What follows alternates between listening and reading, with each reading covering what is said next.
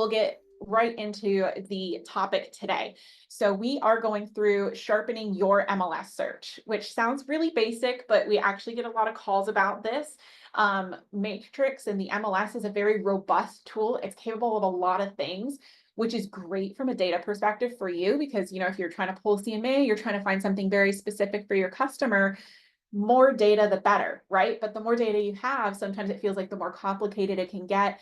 And unless you've been in MLS for a while or you've worked through it, been around for years, it's kind of hard sometimes to figure out exactly how to search, or, maybe you got a client that has very specific needs. Well, how do we narrow down that search, but not narrow it down too much that we like lose all of the possibilities of the listings that could be the dream listing for them. Maybe you're just trying to do research for a CMA. This will kind of help you with all of those things. It's not just for the buyer. It's not just for the CMA. It's searching the database in general, which is what we're going to cover today.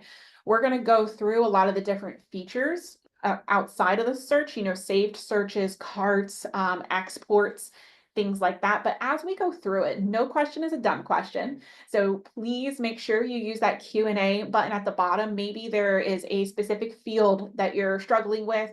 Maybe you've got a customer, you're like, they want a fence. How do I search for a fence? We'll go through those things, but there are so many different data points inside of the MLS. We're going to go through as much as we can today, but if there's one that you're struggling with in specific, use that Q&A box so that we can really help you out since you guys are here live today.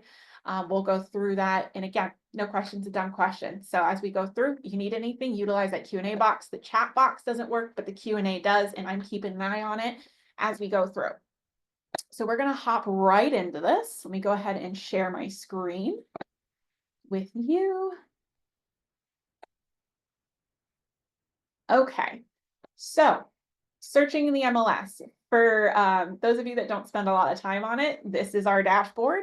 Most of you go right to the MLS. It is that first box right here, and that's the only tool that we're going to be going through today is inside of the MLS. But what I do want to point out to you guys is we had a couple of upgrades this week. We got some new tiles down here and resources for you. Just some quick links. So first off is the Forewarn tab. That is a tool that you get from Florida Realtors. This is really, really good for safety. It's really, really good for preventing fraudulent listings. So if you click this, it'll take you to the Florida Realtors page where you can register to get your free Forewarn account. So that allows you to look up people's backgrounds and any kind of background data on them. It'll show you their cars. It'll show you their registered addresses. You can search them by name. You can search them by phone number. Great tool for safety. So that is a resource that's been added out here. It's always been on the Florida Realtor site, but we gave you a quick link out here. The other one that we've added is Ad Builder. So if you've been coming to every single MLS Monday, a couple weeks ago, we had Ad Builder. We've just launched them. If you don't know what that's about, click that. It'll bring you to the site. It'll explain to you what that tool is that we've implemented for you to use, and that'll help you out with social media and internet ads for your listings as you list them, and that goes through the MLS Touch app. So just kind of quick updates, has nothing to do with the searches, but just want to let you guys know it's out there, brand new for you. So we're going to go ahead and click into the MLS. I've got it open twice here. So for most of you, this is what your dashboard looks like. And for those of you that have been on MLS Mondays, I like to think that most of you have upgraded to the new dashboard because we talk about it regularly. But this is what the classic dashboard looks like. All of you can upgrade to the new dashboard. We didn't force it on anybody, but it is an option out here for you right now. So this little button up here, if you click on your name in the top corner, you can see that we are toggled onto classic mode, but you can switch it and say, go to new dashboard. It gives you a little disclaimer here. Once you switch, it's not permanent. You can go back. So if you don't like change, but you just want to preview it, totally okay. You have all of the same features out here that are on the classic dashboard, all the same boxes. It is just made to fit the screen better. It is bigger, it fills it in, and you've got one new capability that you don't have on the classic dashboard, but you're not losing anything, you're not gaining anything. It is just a visual to help you expand to your screen. So right now I've got it up on this big smart screen, so it fills it in more. If you had like a small, maybe you're like working off of a netbook, it'll shrink it in there, move the boxes around. It is just more user friendly. So to start, that would be something I suggest doing. So before we dig deep into the detailed search, I do want to point out everybody here starts with this search box on their dashboard. And this is just for a quick reference. You know, somebody calls you and they're like, hey, I'm looking at 123 Main Street. Can you give me details on it? You can plug in the address real quick right here, and that will pull up the address for you. It will pull up anything to do with that address. So if you type in 123 Main Street and it's currently listed, it'll show you the active listing. Maybe they sold it 4 years ago. It'll show you that sold listing. It'll show you if it was ever terminated, expired. It'll pull up the entire history of that listing so that you can choose to look at which one you want to.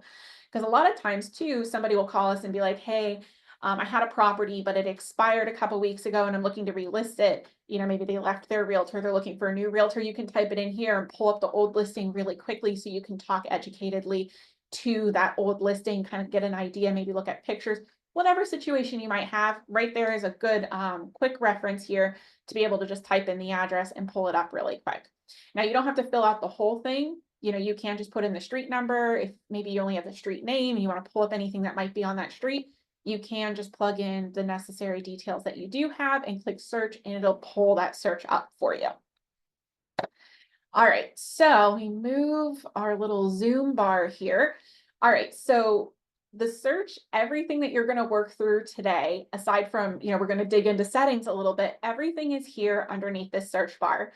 So you access this by just hovering over the search bar. You don't have to click it. If you click it, it will open up a whole lot more to you. It kind of gives you what is in that quick feature, but it'll break it down here. You've got a few more options there as well. But if you hover over this, you can see I do have a few more options than you have. So I've got residential in here twice, but you have residential income, residential rental, lot and land, commercial, boat dock. Those are all of the buckets. We like to call them buckets, the different classifications that you have in the MLS. So when somebody inputs something, they are going to select if it's residential income, rental. If you are unsure of what those are, residential is going to be anything that is single family, condos, townhouses, villas, manufactured homes, anything that is your basic improved property. Okay. Residential income, and this is where we get a few calls that a lot of people are confused about. Residential income is going to be buildings that are meant to be rentals. So your duplexes, triplexes, quadplexes. And typically when you click into these, you'll be able to tell based on right here, building design is what is in those classifications. So duplex, triplex, quadplex. If we were to go into residential, you would see everything that I labeled out before is right here in building design. So those are our different buckets. The residential rental is anything that's for rent. So residential and then residential income here, these are for sale. Residential rental, those are anything that is listed for rent. Lot and land, pretty self-explanatory, anything that is a vacant property. And then you have commercial listings and boat docks that are for sale as well. We have this option here, which is cross property. And what that does, if you need it, it allows you to search across all of these buckets at once. So a lot of the times, you know, you've got somebody who calls in, they're like, hey, I'm looking for a 3-2 over in Cape, the basic call. You're going to be spending a lot of time in residential. Maybe you work a lot with rentals, you're a property manager, then you'll spend a lot of time here. But on occasion, you know, somebody might say, hey, I'm looking, you know, my price range is $450 and I want a single family, but I'm not opposed to like getting a duplex if it's really, really nice and renting out the other side for income. Can't make my mind up, but can you send me both? That's what you would use cross property for, because then you could select both buckets and all of the building designs are there. It kind of takes all of those different sectors, all those different buckets, it puts them all in one, right? So you could run a search essentially for lot and land and single family all at the same time if you needed to. That's what's in there. So coming back here, what we're going to focus on today is property search. I do want to point out that you have the capability to search the agents in the MLS and the offices. If you need to pull up contact information or anything like that, if you need to look up, you know, an office to figure out who the broker is or what the broker contact is, all of that is there for you to pull up as well. And you can also search through open houses, which is in here when we clicked search earlier and you had more options. We come down below. You can search just the public record, but you can also search open houses. And then again, you have the agents and the offices here as well. So what we're going to focus on today is the residential search, but if we have anybody who's doing a lot of rentals or property management and you've got like a specific question in one of those buckets, certainly ask it. We'll hop over there. All of your searches work the same. They are essentially the same. The only thing that is different are the features, the different pieces that you can search by. So for example, in residential, obviously the price is, we're searching by the whole price.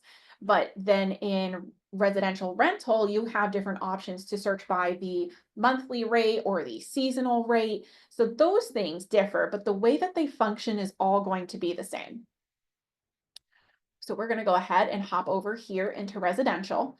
And this is the same screen that every single user gets, whether you're an admin, a broker, a realtor member, everybody gets this search the same. This is our template search, but what I do want to point out right from the beginning is you can customize this search. And I think this is one of the least used features that we have. If you've been in MLS for a while, you know it's there, but really we still get called about it every day. And that is the add and remove button down here at the bottom in additional fields. So this automatically you get, but if you feel like there is a field that you want to search by that is not there, you can add it. Any field that you see on an MLS listing. So if you're looking at the listing and you see a specific field, maybe it's like the HOA total monthly occurring fee, or it's specifically just the master fee, you can search by any of those. All you have to do is come down here and click add or remove. So that will open up this screen for you. Every single field that is in MLS is here on the left-hand side. So you can search by it to pull it up very quickly if you wanted to. So we could say, maybe we're looking for golf type membership. We've got a golfer that's looking to purchase and we want to be able to filter by it. You'll highlight it, click add, and it'll come over here. Now you can see I've already got fields here on the right-hand side. Those are fields that I have added before. So yours will continue to grow, and maybe yours gets too messy or you've got too many things like mine is. I've probably added almost every field possible over here. You can also select it and remove it back to this side.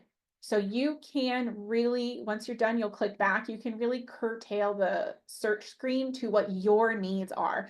A lot of our realtors have specific niches, and, you know, like maybe you're the golf realtor, maybe you're the waterfront realtor, you know, whatever it is you need to add, you can do that. Any field that you add or remove will come down here at the bottom below this bar. So these are all the ones that I've added before. I've got additional rooms, what board it's with, all of these different fields here.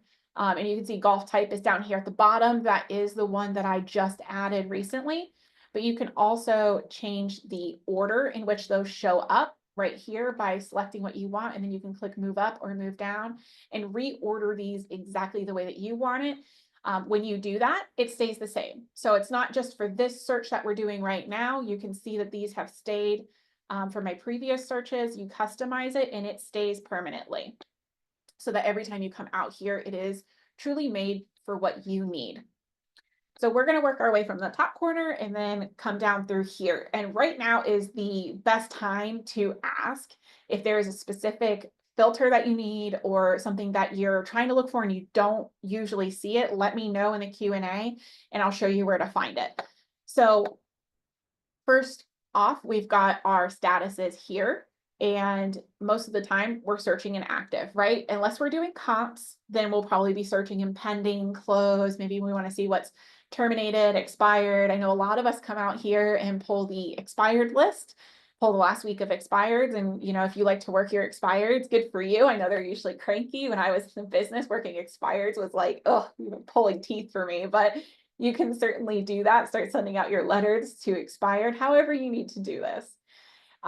So for this example, you know, we've got a buyer and they're looking for a 3-2 home in Fort Myers and their budget is $450,000. So we're just going to kind of start with a really basic search here. So I'm going to select all of active. But if you had a situation, maybe you sent them a list before and they don't want auto emails, but they just want to know like, hey, what's been listed in the past week? You can click this calendar button and select the dates in which it went active.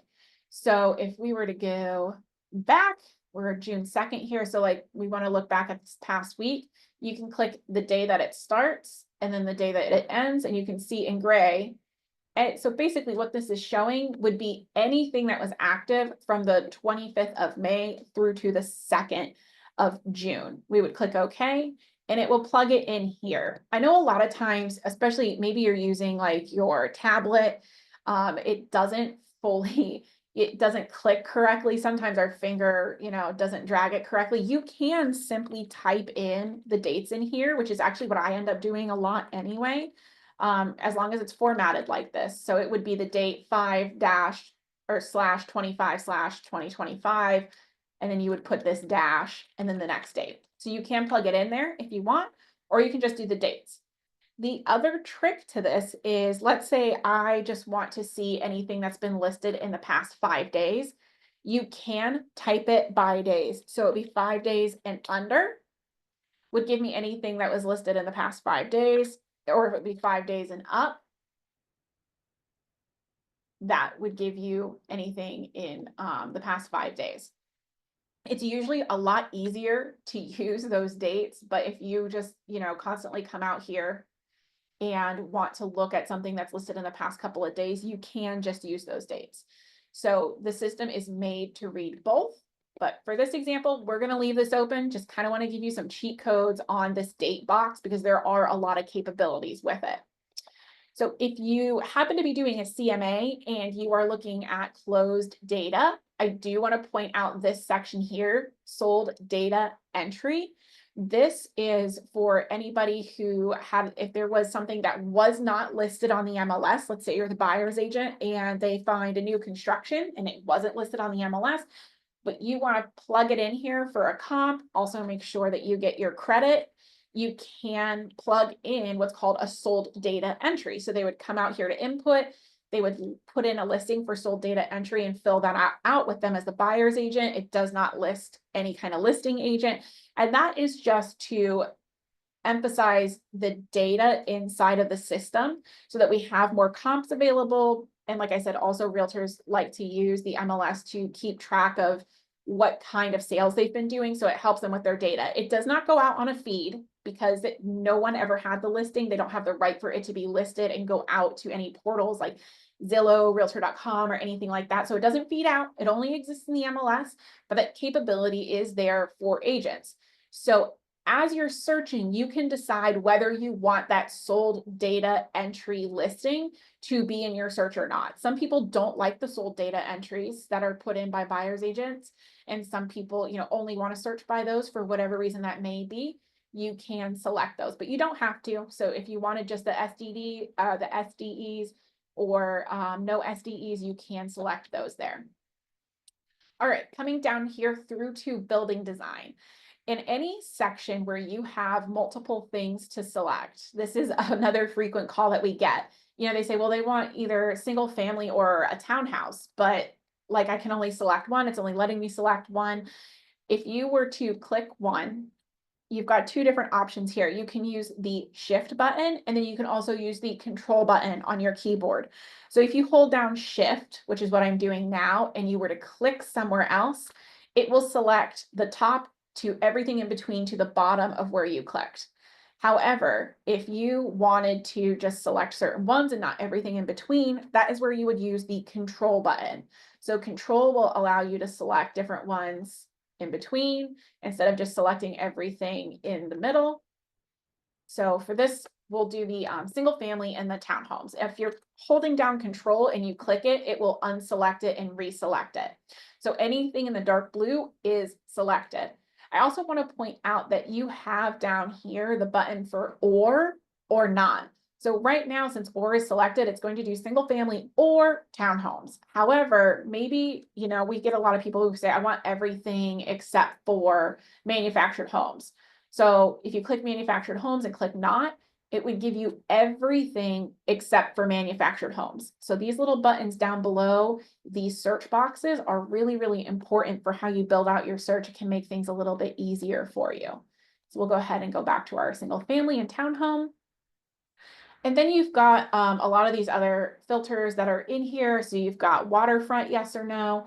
None of these are required. We get a lot of people who go into MLS for the first time and they fill everything out, and that's not needed. You just fill out what it is that you need. So the importance of that, though, is you fill out too much, you're going to filter out the perfect property for your customer. However, if you don't filter enough, you are going to overburden your customer or your CMA with too many properties. So it's important to find that exact like middle ground to keep everybody happy. As you're continuing to filter things out, this number down here will change. So right now we've got a lot of properties. It's over 5,000. So obviously we've got way too many. We don't want to send our customer that much. But as we get down to exactly like our niche area for them, you'll see that this number is going to continue to shrink. And if you're just trying to pull data for the fact of pulling data, you're like, hey, how many properties are listed on the MLS today in single family all over? You can do that. And then if you wanted to know the exact number, you can click that and it'll give you that data right here. So there's 13,292 active properties that are single family and townhome. But notice I haven't selected any area, I haven't selected, any specifications. But if you needed that number, you can always click that and it'll bring you right to that data count number. You can click results right now. It'll pull every single 5,000 thing if you wanted to look through that, but we're going to continue to filter down so that we've got like a good healthy list. So as I said, my customer is looking at the Fort Myers area. So we're going to start to type and you're going to see the cities that are plugged into the system will start to populate here for us. So we can click on it and make sure that it's got, we didn't do any misspellings or anything because we selected it from that checklist that's already plugged in there. Everything for the cities and the zip codes, the addresses, that is all pulled in from LIPA or your property appraiser's office. So for Lee County, it's LIPA. For the other areas, it's wherever their property appraiser's site is. That is where this information is pulled in from. However, the development names and subcondo names do not have a feed from property appraisers, so we plug that in. So when there is a new community developed, they reach out to us, whether it's the representing realtor or the builder, as long as we've got public record that we can look it up, that is where this information comes from. So if you click the box next to it, you can see every single community is listed here if you need to look for it this way and then add it. Maybe there's several they're looking for, but you can also start typing in here and it will start to populate the different communities for you. So with this one, we'll do Pelican Point, and then you can put in a comma and a space, and you can start to type another community and it'll start to list it as well. So you could say Pelican Point, then you could also say Pelican Colony, and you can continue to list it out. So you've got the type option, but then you also have the selection box here, whatever works best for your brain. That's all that it is at the end of the day. No search feature or way of doing it is better than the other. It is just what works best for you. And once you have that in here, you could also put in the sub-condo names here if they have a very specific niche community they're looking at. Sometimes it's easiest you start with the development name. So we'll go to, I know Pelican Preserve, if I can spell. Pelican Preserve has like a lot of sub-condo names. So if you click that here and then you click here and we were to start typing, it's only going to pull up the sub-condos that are inside of Pelican Preserve, so we can make sure that we're putting in the correct parameters. But the same thing goes for city. If they wanted to look at Fort Myers and Cape Coral, you can put in several different cities in here and pull from multiple cities. Up here at the top, to kind of work backwards, you can put in a specific address and say within a certain amount of miles of this address. So let's say, their mom lives at 123 Main Street and they want to be within, they're moving to the area to be closer to their parents. They want to be within 5 miles of that address. You can plug it in. The address does not have to be something that's listed. You can plug in the address and say that it's within, 5, 10, 25 miles. Maybe it's their work. You can plug that in and have it within that many miles, and it'll do that radius search for you, so that you don't have to figure out what zip code that is, or, we're going to go through the map feature, but that way you don't have to like draw the bird's eye circle view on the map. That is a feature you can use. Our area is very special in the fact that we have geo area codes.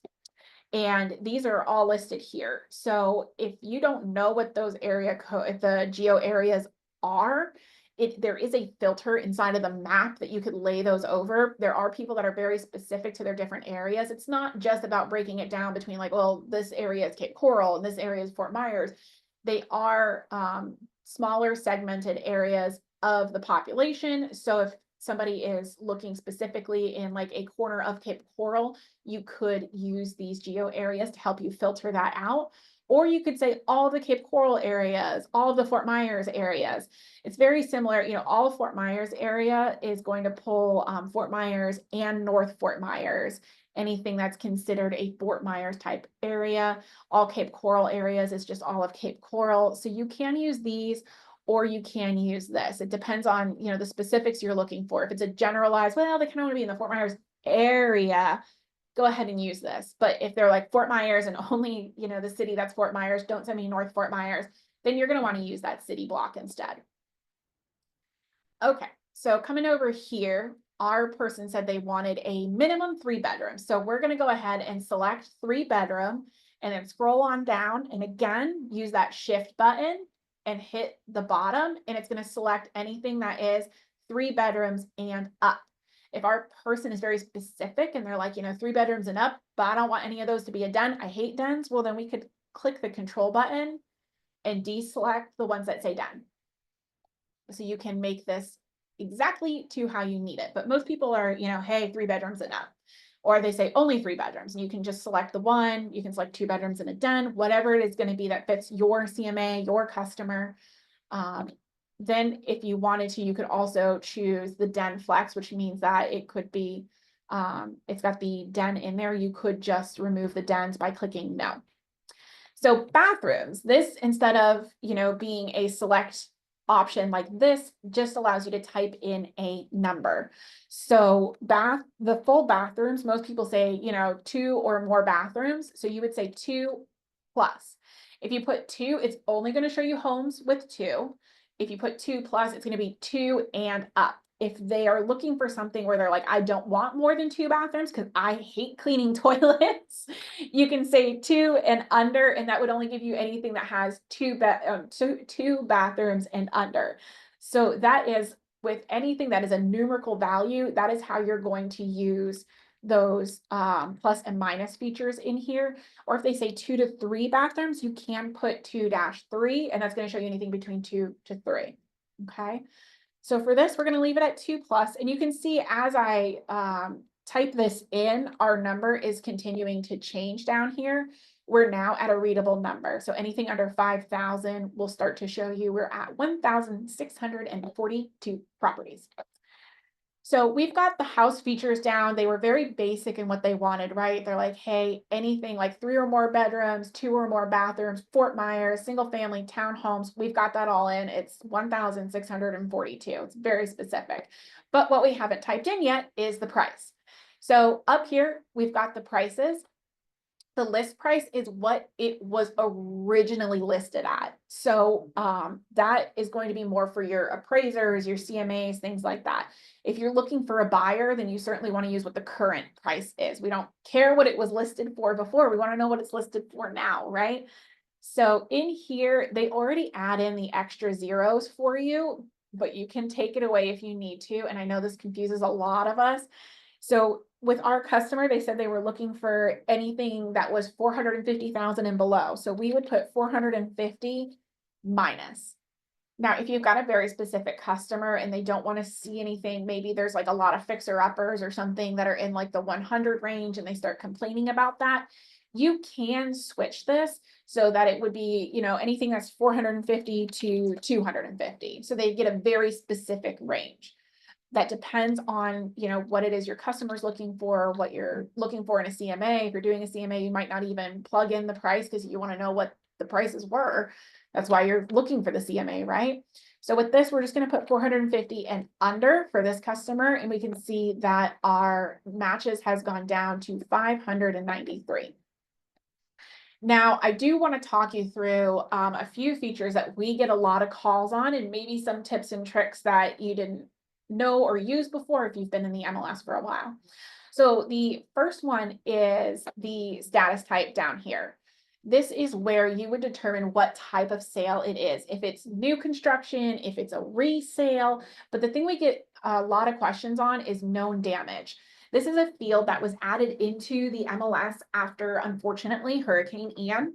So we had a lot of damaged properties, and the members of the MLS said, hey, I want to be able to filter this out. Like, I don't want, I've got my search set up for 450 and under. So now I'm getting a whole lot of properties that are obviously under 450,000 that look like a great deal. And then they open it and it's because it's completely flooded or it's water damaged or, it's nothing they can get a loan on.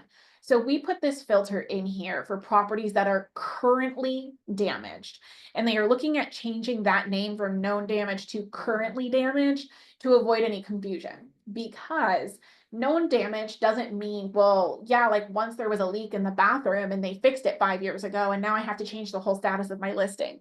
That's not what that's for. This is for anything that is currently damaged.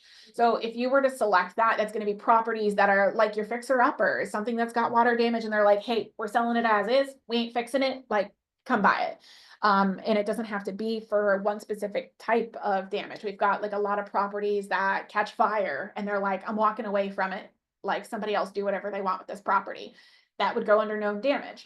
So if you have a customer that's like looking for a fixer upper, looking for an opportunity, hey, filter by that. Great opportunity zone for you.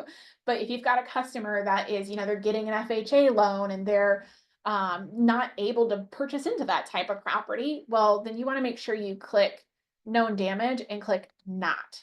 Okay, so that you can filter out all known damages. The other filter on here is assignment of contracts. There are some people that are out there looking for assignment of contracts opportunities. So you can filter by that and look into that. If you don't want to, your customer doesn't want to get into an assignment of contract, that's another thing that you can filter it out by. So an assignment of contract is, if somebody were to enter into a contract and then they list that opportunity for sale. So let's say I go under contract with 123 Main Street, and then I get the permission from the seller and go ahead and list it. And I say, hey, this property is for sale.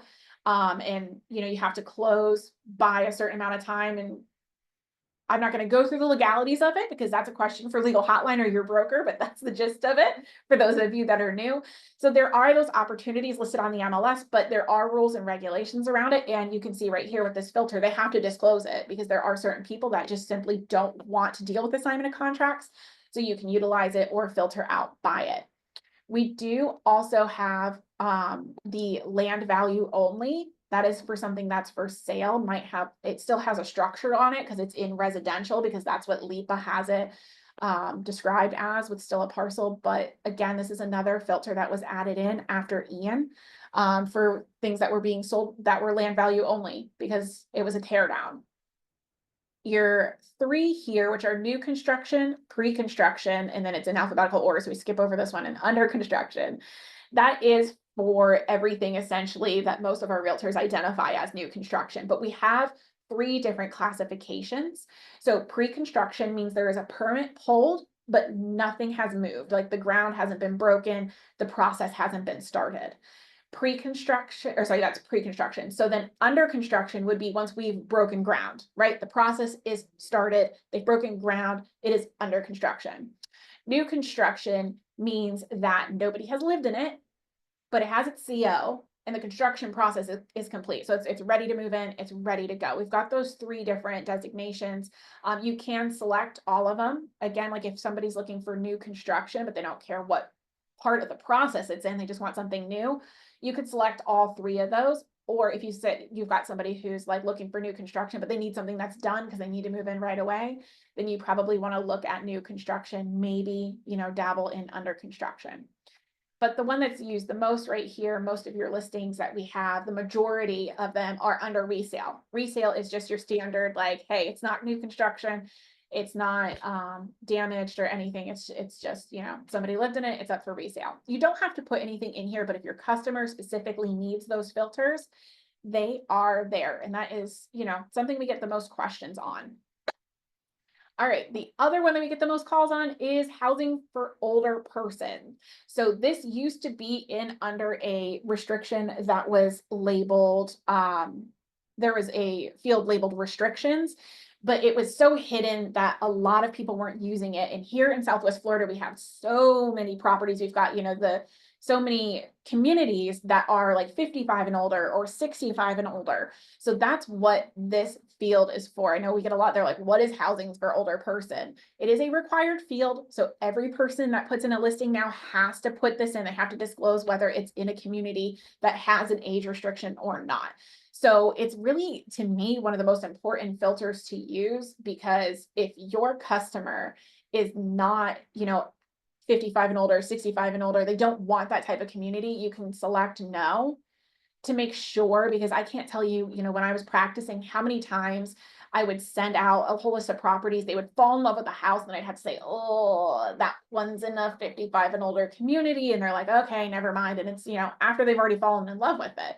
So that filter is there for you. Again, there are a lot of different filters that we can put in down here. If you want it to be builder, product, every single thing that is entered into the MLS is searchable. So you can really refine your data down. I've got 562 here, but if you want to, you can refine this really down to a small selection of property, depending on how specific you need your CMA or how particular your buyer's agent is. So if you have any questions on how to fill this portion out, go ahead and put those in the Q&A. I'm going to check the box real quick. We don't have anything yet. We're going to hop into the view of the search and what we can do with this data from here. So we're going to go into results now. And we see here, we've got all of the listings for all of the data that we pulled based on the parameters that we plugged in. There is a lot to view here on these. This is called the single line display. You can change how this is viewed if you prefer something different. So you can go to a thumbnail view, which kind of gives you more details, 3 per page, your realtor report. There's so many different ways to view this out here. We're going to stick with single line today, as this is what most of you guys are viewing. We also have the map option up here. So now you've got these tabs running across the top. So let's say you pull results and you're like, wow, that's way too many. I forgot I need to add in like a filter for a fence. I keep using fence, a pool, anything like that. You can come back to your criteria tab and continue to refine your search as needed. And you can pop back and forth between all of these. You also have the options down here. If you click criteria, it'll bring you back into that criteria search. My map hopped over. There we go. So we'll go up here to the area we're searching, and now you can see that there is the map display. Under results, will give you the single line display. Before we look at the single line display, I want to show you guys all the different features you have to refine your search inside of the map as well. And we've got a lot of properties here, as you can see, but maybe our client says, hey, I don't want anything that is like on the right side of I-75. I want to stay on this side of 75. You can go ahead and use the drawing tool and draw out. Now, I'm not going to be as specific as I need to be here, but if you click down, you can use this drawing tool here and do exactly what you need. Maybe it's within the community and they say, hey, like I want to be you know, in Pelican Preserve, but I only want to be on the left side of the community or whatever specifics it is. You can select out just a certain section of the map and it'll continue to use the criteria you plugged in originally along with the map tool. Maybe it's a radius, maybe it's a square, but this polygon allows you to draw. You just click down exactly where you want to drop the points and make the shape that you need. You can zoom in or out by scrolling, but you also have the plus and minus buttons here. Now, the other feature that we have here, if you need it to overlay, is you can add in these certain things onto the map. So the parcel and flood zones, you have to zoom in quite a bit to see, and you can tell it'll show up in red. It says zoom in, and it won't make it clickable until you zoom in enough. However, if you wanted to, you could add in the zip code filter and then zoom out, and that'll show you the border lines of the zip codes. We talked about geocodes earlier. You can add those in. So we'll take away zip codes and add in the geocodes. A lot of us don't know what the geocodes are. So this map helps out a lot. When you add in that filter, you can see, like I said, if somebody wanted like a specific corner of Cape Coral or Fort Myers, those geocodes are there to add in onto the map feature. But whatever it is, there could be something specifically your customer is looking for. Maybe it's flood zone. So you add that filter in and draw your map around that if you wanted to. The MLS statuses, there's all kinds of filters that you can lay over this this map here to help you with your search. All right. So once we have what we need, we filtered it out, we've, used all the tools inside of the map to figure out exactly what we need or our customer needs or CMA needs, we're going to come out here to what you can do with this data. So right away, we've got the full list. You can choose how many you see. So it's going to show you 25 at a time with your page numbers down here. If you wanted to, you could go up to as many as 250. I've got a total of 178 in that little shape that I drew. So now we can simply view all of them if we wanted to. This is the automatic display that you'll see. However, you can edit this chart to show what you want to show. So if you click into one of these boxes, the empty one on the side here, you've got different options. You can remove a column, you can insert a column, and you can change if it shows left, right, center, whatever's going to work best for your brain. So inserting a column is what most of us are looking for, and you can search for whatever feature it may be. I know earlier we were looking specifically at cities. Cities already there. You could do pool, whatever product it is that you may need. Let's find approximate lot size and hit apply. And you can see here, it's going to add that into your view. It's a little long there, but there's that for you. So you can change this to view exactly how you want to. If you're looking through the data like this, as you're selecting certain properties for your CMA or for your buyer, if you need it easily in the chart, you can add any filter there that you want. The question that we do get a lot is they want to add in the listing agent email, or if they're searching sold properties, they want to search the buyer's agent email. That is the only thing that you can't add in here because of the CAN-SPAM Act. It will not allow you to export the emails in the system. That's for your protection and everybody else for legal purposes with the CAN-SPAM Act. But once you have this exactly how you want it, you can go through, view the properties, select, deselect, whatever it is that you need.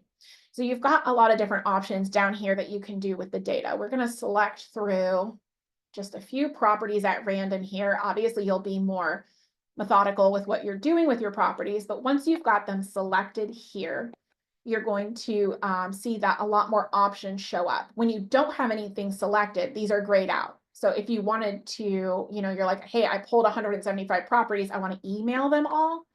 You're going to go ahead and click the select all button here. So it does all of them. But when you have nothing selected, you can see that these are grayed out. It's not available. Some of the options also have a limit for how many you can, like for stats, maybe you'll see that they X out. If you hover over them, it'll tell you like, hey, you can only select 500 or you can only select 50. It will inform you if you hover over them why it is grayed out. So first and foremost, your actions. You can email these properties. This will walk you through sending an email. So if you've got a customer, you don't want to set them up on auto emails. You just like, hey, I've got this one list. I'm going to send it to them. It'll walk you through putting in the email, the subject line in the email body, and you can simply send them that list of properties. It will send them a link to One Home. It still goes right through One Home, and they'll go into that One Home portal to view those properties, just the same as it would for an auto email. You can choose to print out these properties. Your print options, there are a lot of different formats that you can do this. If you want to do the single line, which is exactly what you were viewing, you can do that. If you wanted the thumbnails, that's kind of what we previewed earlier, you can do that. If you want the full printout of the whole listing, you can do that. You're just looking at the single line, but you select 10 of them. You're like, I'm going to print these out. These are what I'm showing today. You can select those and it'll print out all 10 of them. So your options down here are to print, but you also have an option to do print to PDF, which means it'll just save it as a PDF on your computer. Maybe you want to email it to them. However it is that you might need that. All right, back to our results page here. There is a share link. So this is the same link. Like if you were to email it to your customer, it's going to say, hey, Sally Seller has sent you X, Y, and Z listings. Click here and it has a link, right? If they're having issues receiving anything from the Matrix portal, you can come down here, get the link yourself, and then send it through your personal email if you prefer that. So it'll tell you, you pulled 4 listings and it's on this date, like that's exactly what it's going to send. You'll say generate link. This is the link here. So you can copy it. You click copy URL there as well. And if we come up here to kind of give you an idea of what they're going to see and paste that link, it's probably going to give me the tutorial. Oh, because I'm an admin, it's locked it for me because I'm not a realtor. However, this will open up One Home and this will show you exactly this will show the customer exactly the properties that you've selected. You can also use that link. Maybe you want to post it. Maybe you want to share it on your website, whatever you need. If you just need that quick link, it's there for you. The CMA button will bring these properties that you selected into a full-blown CMA worksheet. We are going over the CMAs on June 9th. So if you have questions on that or you want to learn about the CMA portion in more detail, come back on June 9th, or we'll also record it and it'll be up on our YouTube channel. All right, directions will pull the direction field for this and it will create a map for you. So if you selected out like 10 listings and you're like, this is what we're going to go see today, you can rearrange these and it will give you the directions on how to go from property to property so that you can get that over to your customer. Maybe you're meeting up with them and then you guys are driving separately. I know back in the day, I used to create a whole driving route for them, but it'll do that for you based on the different ones that you've selected.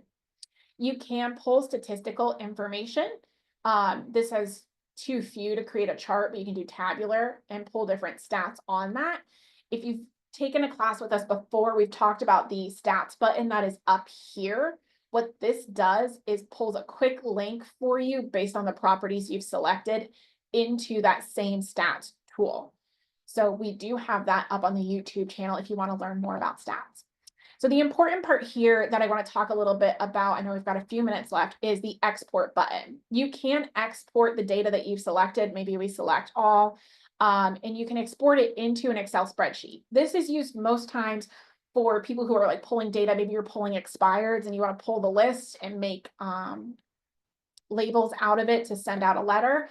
If you click export, it's going to ask you what format you want to export it as. So you will just have the residential single line. These are different export options that I have made, and I'm going to show you guys how to do that in settings in just a few moments.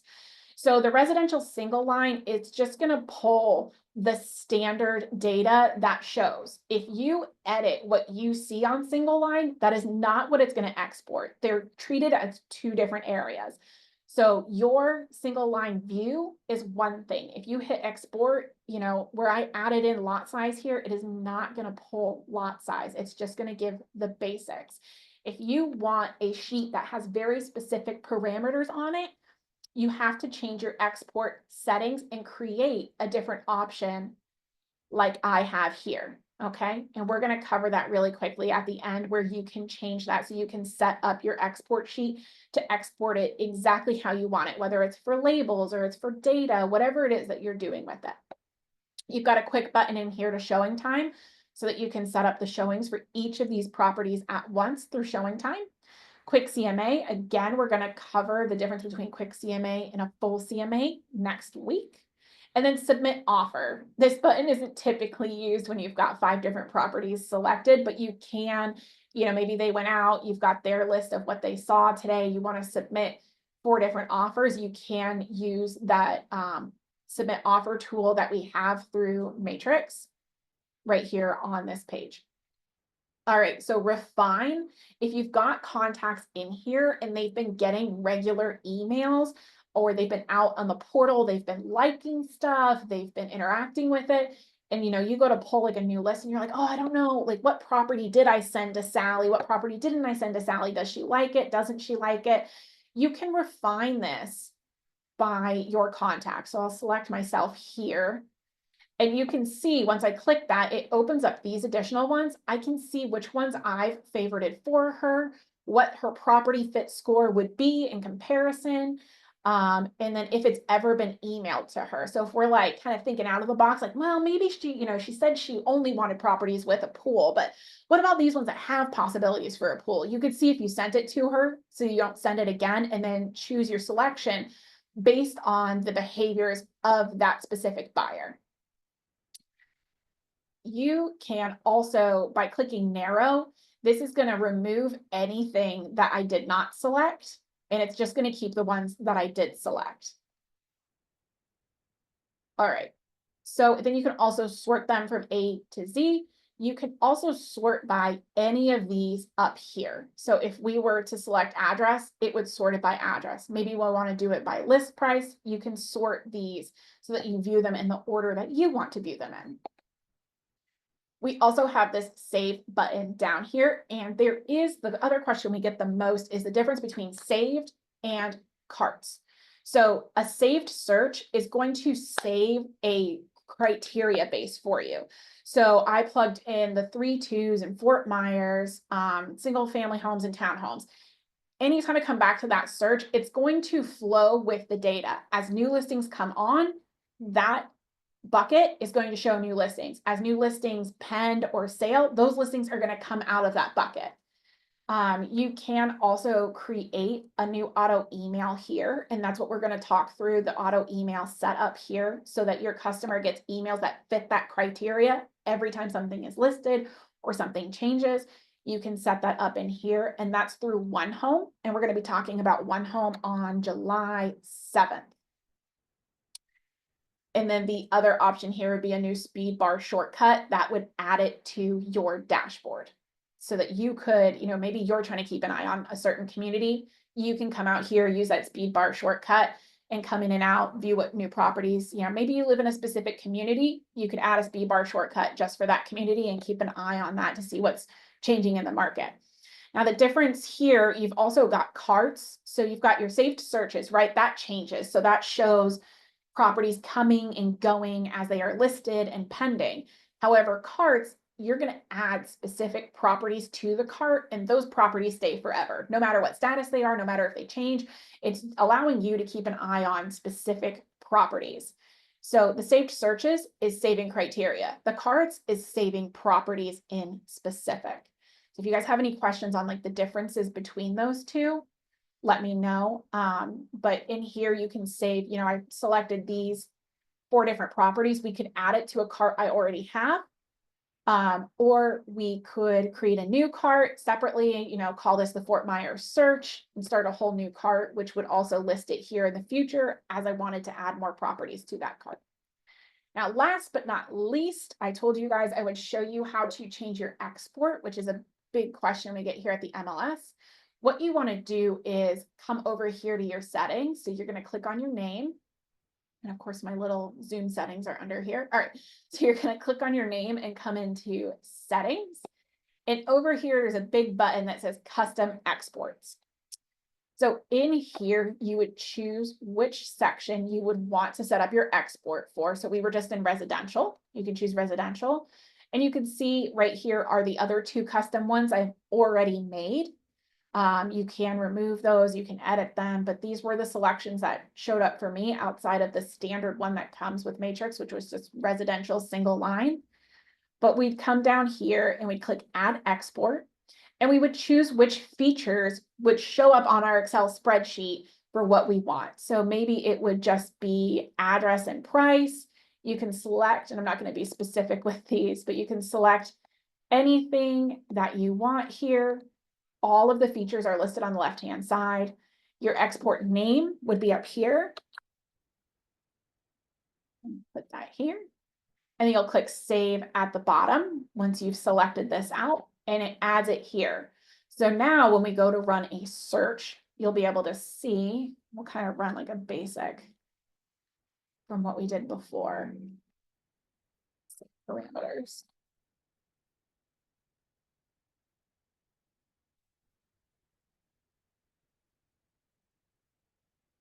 Now, when we go to export that data, that will be one of the options for us. Let me select a few here. Now, when we click export, instead of just the single line, you can see this is the one we made right here, class test.